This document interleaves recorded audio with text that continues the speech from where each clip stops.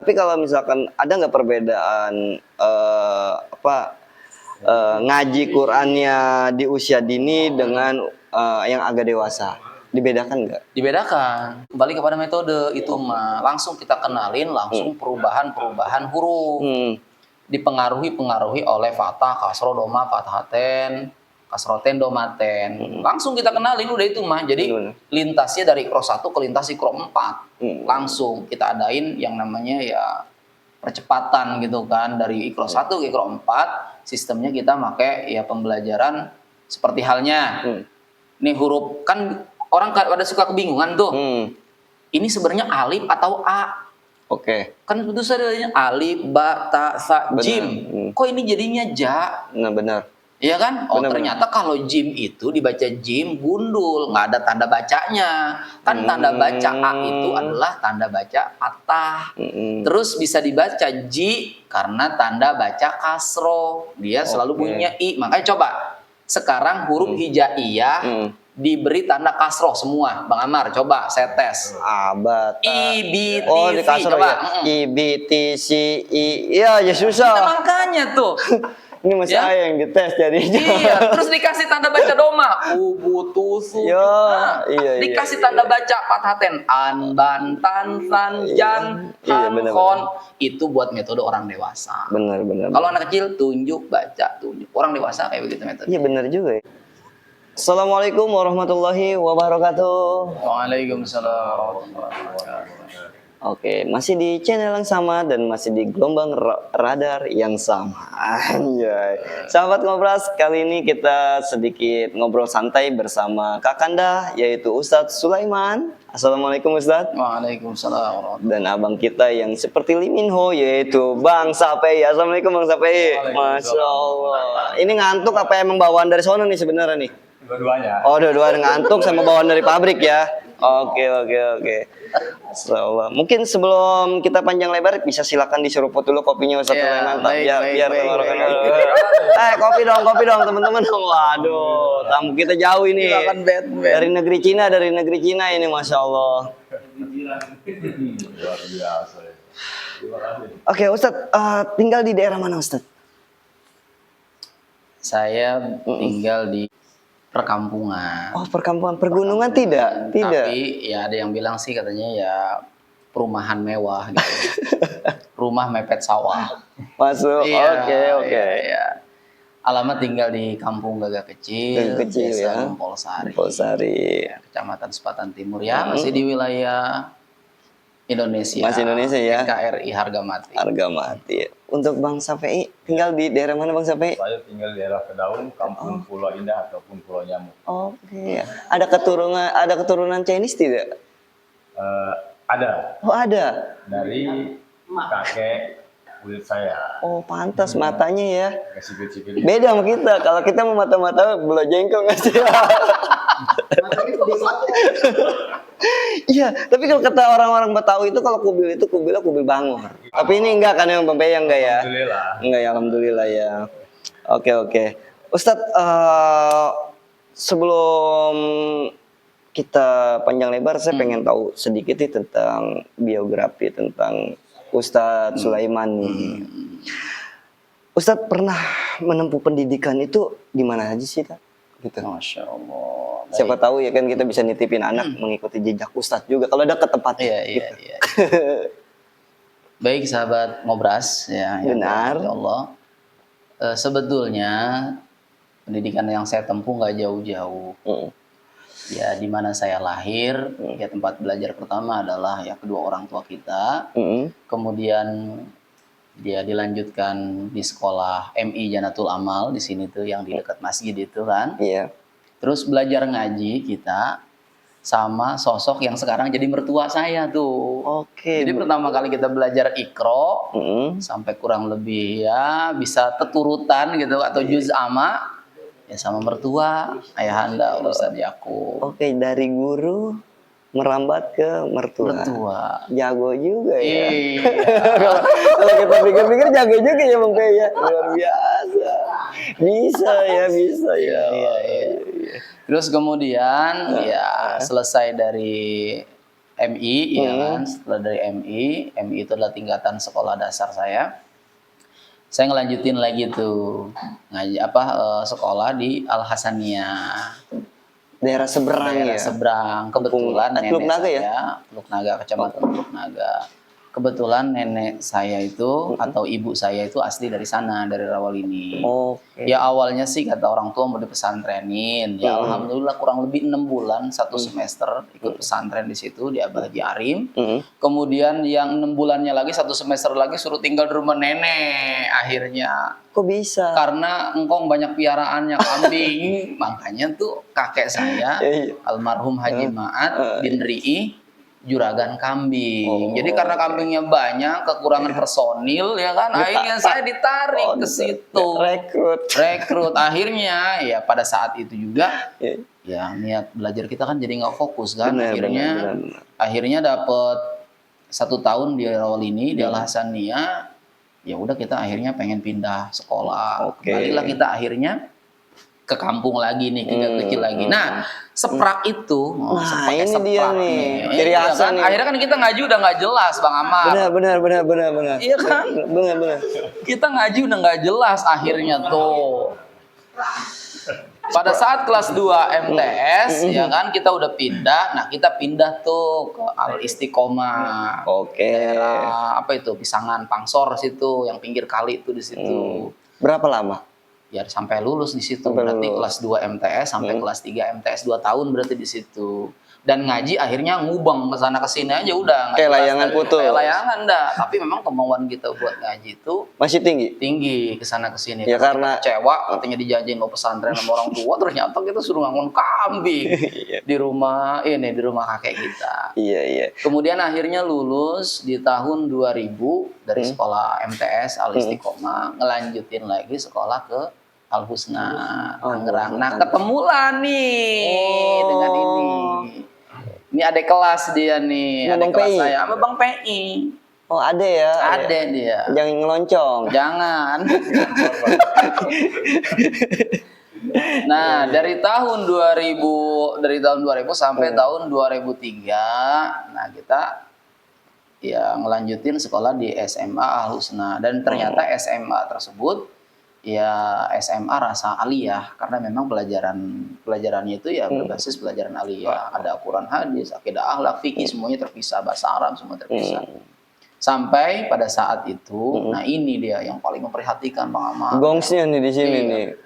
Jadi pada saat kita lulus sekolah tuh di tahun 2003, makanya kita disekolahin ke sono ke kota Tangerang Al Husna. Kata orang tua mah kali lu sekolah di kota banyak temen-temen orang kota, biar menjadi batu loncatan, biar menjadi wasilah lu bisa kerja gampang karena temen-temen orang kota sono gitu. Aku ternyata lulus 2003 sampai 2005, alhamdulillah kita. Kalau kata Bang Yuda mah ngejagain keramik kita. Alias nganggur di rumah. Sangat sulit mencari pekerjaan pada saat tidak sesuai dengan ekspektasi. Tidak sesuai. Luar biasa.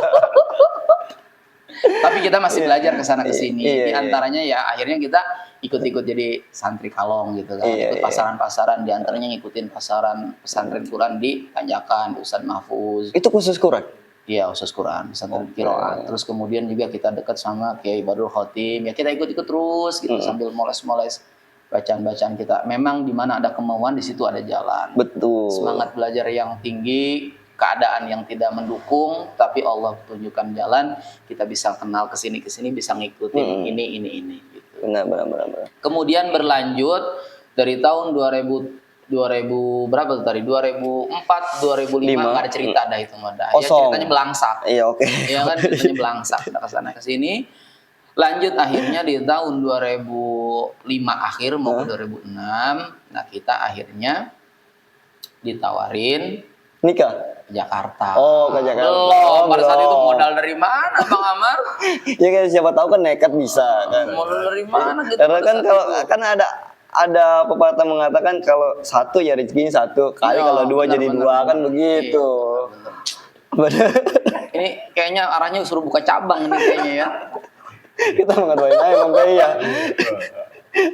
Oke, oke. Nah, singkat cerita akhirnya di tahun 2005, nah disinilah yang membawa perubahan besar untuk saya, di mana saya diajak oleh paman saya ke Jakarta.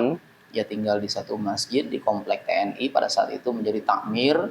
Ya sebelum sebelum azan dikumandangkan kita baca sholawat, kemudian kita baca beberapa ayat Quran, ya kan?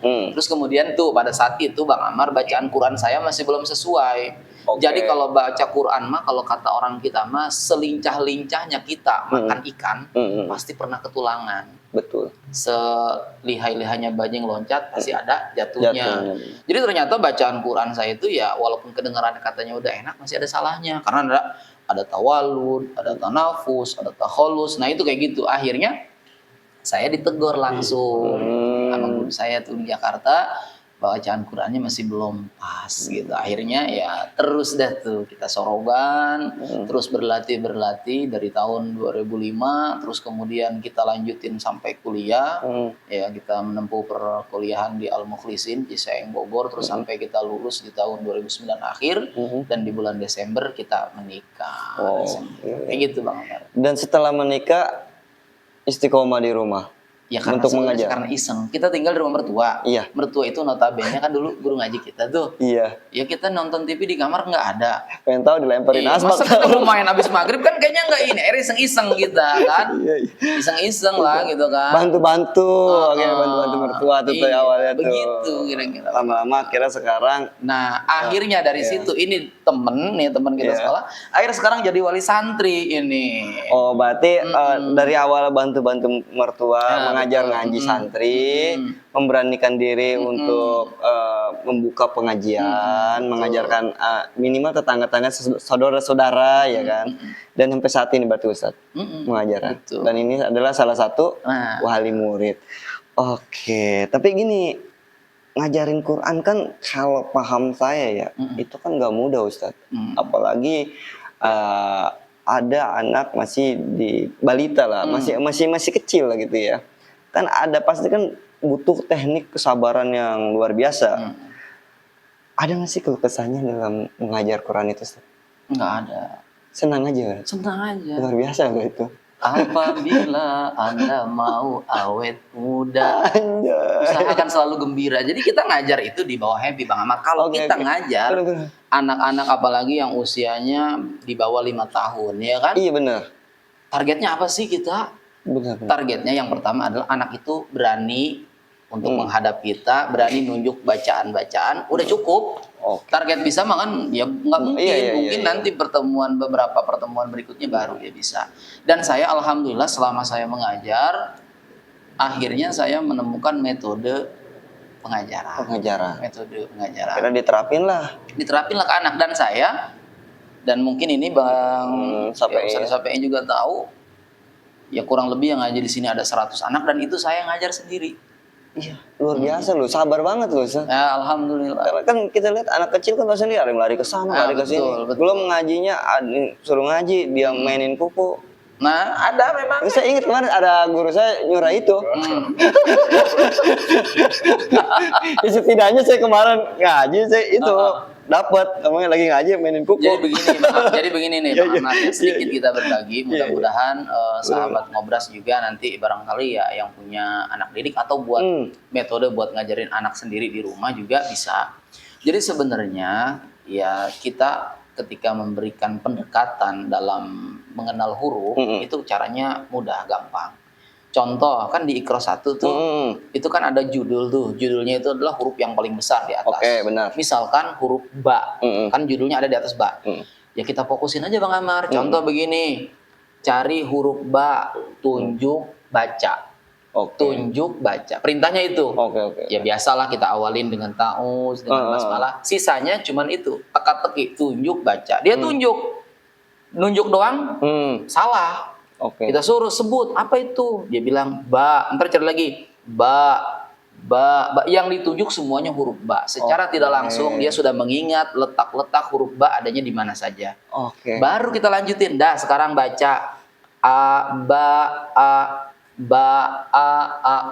Kita perlakukan ke huruf berikutnya. Di huruf ja sama, dia misalkan pindah di huruf ja. Huruf ja tunjuk baca. ja.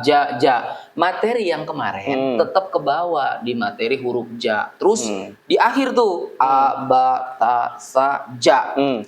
Suruh baca mundur dari belakang. Ja, sa, ta, ba, a. Ngecek. Karena takutnya kalau dia hafal. a, ba, ta, sa, hafalan. A, ba, ta, sa, ja, ha. Takut diapalin. Iya, karena kan di lagu-lagu anak-anak juga banyak. Jaya itu udah sering ya. Bener. Jadi begitu. Bagus. Nah, setiap hari kita iniin begitu, kita olah begitu. Ketika dia matang pondasi di Iqra 1 ke Iqra 2-nya udah mulai kaidahnya huruf bersambung. Huruf yang terpisah menjadi huruf yang bersambung, gitu kan? Benar. Rumusnya adalah tinggal kita kenalin bahwasanya semua huruf bentuknya berubah, tapi letak titik dan jumlah titik tidak akan berubah. Kalau berubah repot. Iya. Jangan nunggu teh Bang Pei. Udah saya tes juga nih ya. Iya, yang titiknya 2 apa di tengah Bang Pei? Oke. Jangan tanya yang titiknya 1 di bawah lagi Bang Amar. Kemana-mana ini jadinya. Kalau titiknya 2 apa? Ya, itu punya sendiri, itu menjawab sendiri. Oke, ya itu kan untuk metode anak ya. Tapi kalau misalkan ada nggak perbedaan ngaji Qur'annya di usia dini dengan yang agak dewasa? Dibedakan nggak? Dibedakan. Itu kembali kepada metode itu mah. Langsung kita kenalin langsung perubahan-perubahan huruf. Dipengaruhi oleh fathah, kasroh, doma, fathaten, kasroten, domaten. Langsung kita kenalin udah itu mah. Jadi lintasnya dari Iqra 1 ke lintas Iqra 4. Langsung kita adain yang namanya ya percepatan gitu kan, dari Iqra 1 ke Iqra 4. Sistemnya kita pakai ya pembelajaran seperti halnya nih huruf, kan orang pada suka kebingungan tuh. Ini sebenarnya alif atau a? Oke. Kan itu sebenarnya alif, ba, ta, sa, jim. Kok ini jadinya ja? Nah, benar. Iya kan? Oh, ternyata kalau jim itu dibaca jim gundul, nggak ada tanda bacanya. Kan tanda baca a itu adalah tanda baca fathah. Terus bisa dibaca ji karena tanda baca kasro. Dia selalu bunyinya i. Makanya coba sekarang huruf hijaiyah diberi tanda kasroh semua. Bang Amar, coba saya tes. Abata. I, B, T, Oh, di C. kasroh Coba. ya. I, B, T, C, I. Iya, ya susah. Nah, makanya tuh. Ini masih Ya? saya yang dites jadinya. Iya, terus dikasih tanda baca doma. Ubutusu. Ya, iya. Dikasih tanda baca fathaten. An, ban, tan, san, jan, Iya, han, benar, khon. Itu buat metode orang dewasa. Benar. Kalau anak kecil tunjuk, baca, tunjuk. Orang dewasa kayak begitu metode. Iya benar juga ya. Dengan cara nunjuk baca, setidaknya dia sudah bisa menerka ya. Nah, benar. Dia ngelacak, Kayak ibarat main game, cari dan temukan. Nah, jadi itu yang membuat saya happy ngajar. Jadi kalau anak udah mogok ditunjuk bacanya aja, mandek, nunjuk aja berani, udah sodakoh. Paling ya 2 detik, 3 detik selesai. Kalau dia mampu ngikutin, ya terus satu halaman. Ya memang gitu. perlu diberikan apresiasi tinggi sih kepada Alhasil kita meleng dikit tuh, karya banyak tuh. Meleng dikit kita fokusnya.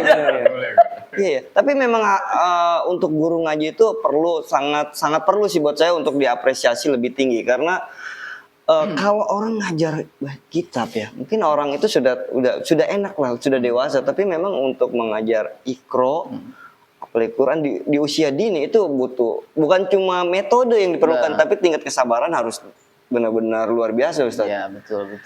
Gitu ya, Masya Allah. Nah, untuk Bang P ini sebagai wali murid nih, berarti kan menitipkan anaknya mempercayai kepada Ustadz Sulaiman. Bagaimana progres anak Bang P saat ini? Mungkin di rumah dites atau seperti apa di rumah, Bang? Baik, jadi begini Bang Amar. Iya, siap Bang P. Katanya ngobrolin lagi. Siap, sambil ngopi Bang P ya. Saya sebagai orang tua ataupun wali murid itu tentunya saya sangat bangga. Iya. Apabila anak saya itu ngaji di tempat yang memang gurunya itu udah jam terbangnya tinggi, di bidang tajwid gitu kan, segala macamnya. Dan saya juga berharap mudah-mudahan anak saya bisa seperti beliau, bisa ngaji dengan baik, dengan bagus gitu Pak Amar. Bener. Tapi untuk kesininya Bang P pernah tes gitu anak Bang P dalam membaca Iqra atau Quran? Pernah. Bagaimana pendapat Bang P? Ya alhamdulillah sih. Ada progres. Progresif gitu, ada perubahan juga. Gitu. Hmm.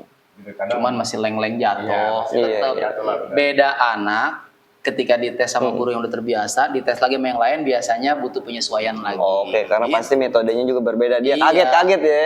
Ini apa namanya mentalnya masih belum siap Iya, gitu bener. kan. Di Soro biasa di sana dia udah mulai nyaman, di sini mulai beda lagi begitu. Saya anak kalau di tes sama orang tuanya nggak seperti dengan gurunya. Gitu. Iya, kebanyakan ini apa intermediate melengking sono, melengking sini, ujung-ujungnya nangis. Kayak gitu nggak sih Bang Teh anaknya? Bahasa-bahasa apa Belanda mah ngebangkol ini. Begitu Bang. Iya. Ya. Salah 3 udah pengen ngegampar kayaknya Bang. Jangan itu terlalu. Ya, oke. Iya, Ya Ustadz mungkin ada tips nggak kepada masyarakat itu untuk bagaimana cara menitipkan anak atau memang untuk mendidik anak lah gitu ke pondok pesantren atau memang ke pengajian-pengajian gitu. Ada tips nggak untuk masyarakat agar tidak salah dalam memilih tempat pengajian juga gitu Ustadz? Baik untuk sahabat Ngobras, Seru. sedikit tips ya untuk apa ya, untuk kita biar supaya mendapatkan hasil gitu kan, anak belajar atau anak kita mendapatkan hasil dari ilmu, ya tidak lain dan tidak bukan yang perlu kita sadari adalah tanggung jawab kita terhadap anak kita dalam mendidik jangan sampai lepas begitu saja. Artinya semua diserahkan kepada gurunya aja misalkan, terus orang tua tidak mengadakan controlling atau tidak ngecek lagi. Nah, jadi jangan sampai seperti itu karena peranannya juga sama-sama. Jika orang tua itu adalah ya boleh dikatakan secara biologisnya dari si anak tersebut, maka guru adalah juga sama orang tua dalam memberikan ilmu pengetahuan. Kalau bahasa sederhananya begini, kalau memang anak tersebut diserahkan kepada gurunya, kepada ahlinya, ya tolonglah perhatian kepada gurunya. Jadi kalau bahasanya begini nih, bahasanya begini, Bang Amar nanem mangga, ya kan? Iya, benar. Nanem mangga. Terus mangga, lu gue tanam ya, udah gue tinggal. Ditanam di tanah, enggak disiram, enggak dipupuk, ditinggal los begitu aja. Harapan ntar gue tengokin lagi 2 tahun 3 tahun udah berbuah. Kira-kira berbuah enggak? Tuh tanaman tersebut mangga tadi kira-kira boro-boro berbuah, tumbuh juga mungkin kagak kali udah dimakan kambing kali ya. Untuk harapan berbuah tetap ada. Ada. Karena kuasa Allah. Masya Allah. Tetap ada, cuman Tanpa disiram, tanpa apa? Iya, karena kan ada hujan Ustaz. Karena ada hujan. Jadi tetap ada, cuman kualitas terbaik atau memang buahnya tumbuh atau bisa kita makan, mungkin itu yang mungkin tidak kita rasakan. Berarti agar supaya buah tersebut atau pohon mangga berbuah dengan maksimal harus diapain? Dirawat, dijaga dengan cara disiram, dipupuk pakai biaya nggak dari pupuk? Pakai pasti dong. Berarti yang disiram itu pohonnya atau tanahnya? Pohonnya sama tanahnya kayaknya. Yang dikasih pupuk pohonnya apa tanahnya? Tanahnya tuh. Tanah itulah ibarat gurunya. Oke. Pohon itu ibarat anak kita, makanya sungkun gurunya, tengokin gurunya, lihat keadaannya, gitu. Iya. Kalau mau hasil ilmu. Berhubung Bang PI anaknya di sini, ngomongnya bisa nggak ada langsung ke sana? Jadi salah satu bentuk mewakili nih Karena Bang PI. begini, jujur. Orang tua yang nggak perhatian sama gurunya gitu, itu kadang ngajinya juga lambat, kayak ibarat roda nggak diolihin. Allahu Robbi, gitu. Beneran, saya merasakan hal itu. Bener. Tapi ya kita nggak mungkin ngomong di depan umum. Ketika ada sambutan kita ngomong gitu, nggak biarin aja dia dapat pengetahuan dari mana terserah. Kita mah kewajiban kita ngajar ya ngajar dengan metode yang kita lakukan sama. Ternyata hasilnya beda-beda, tergantung dari kesungguhan dan ikhtiar dari wali santri itu sendiri. Benar sekali Ustadz. Oke, sebelum kita closing, banyak sekali yang masuk ke dalam telinga saya dari masyarakat terkait suara Ustadz yang sangat merdu sekali katanya gitu. Mungkin sebelum closing Ustadz bisa nyanyi sedikit dong lagu pantun janda gitu, bisa nggak Ustadz? Sedikit aja Ustadz. Bila ingin melihat ikan di dalam kolam, keringkan dulu airnya pakai sedotan. Bila ingin hidupmu aman dan juga tentram, janganlah lupa memperbanyak sholawatan. Oke.